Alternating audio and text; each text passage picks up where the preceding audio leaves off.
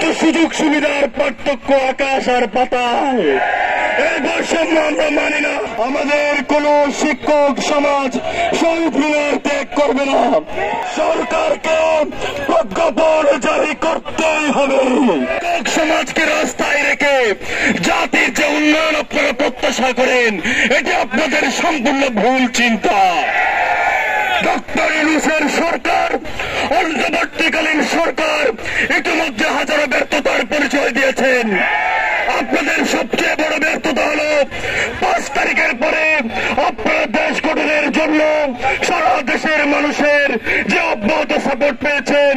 আপনারা অনেকগুলো সংস্কার কমিশন গঠন করেছেন, কিন্তু আপনারা কি শিক্ষা সংস্কার কমিশন গঠন করেছেন?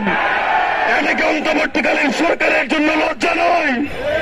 সারা দেশে পৃথিবীতে শিক্ষার মানকে উন্নয়ন করার জন্য সারা বিশ্বে কাজ করে যাচ্ছে, কিন্তু আজকে সামান্য বিশ্ব শিক্ষক দিবসে আমাদের শিক্ষকদের মেডিকেল ভাতা 500 টাকা বাড়িয়েছে। এটা সামগ্রিকভাবে জাতি হিসাবে আমাদের সবার জন্য অনেক বেশি লজ্জার।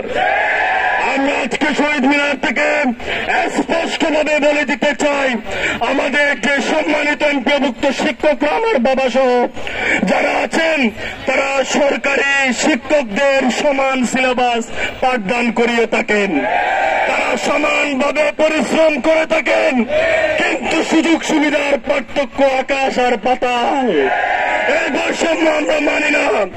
আজকে বাংলাদেশের শিক্ষক সমাজের পাশে তাদের সন্তানেরা, তাদের ছাত্ররা শিক্ষকদের সাথে আছে।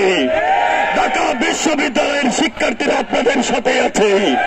বাংলাদেশের ছাত্র জনতা আপনাদের সাথে আছে। আমরা দাবি আদায়ের ঠিক দ্বার প্রান্তে দাঁড়িয়ে আছি। দাবি আদায় না হওয়া পর্যন্ত কোন শিক্ষক, দাবি আদায় না হওয়া পর্যন্ত আমাদের কোন শিক্ষক সমাজ শহীদ মিনার ত্যাগ করবে না।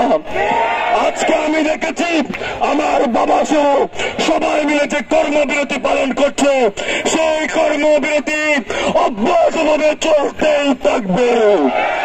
সরকারকে প্রজ্ঞাপন জারি করতেই হবে।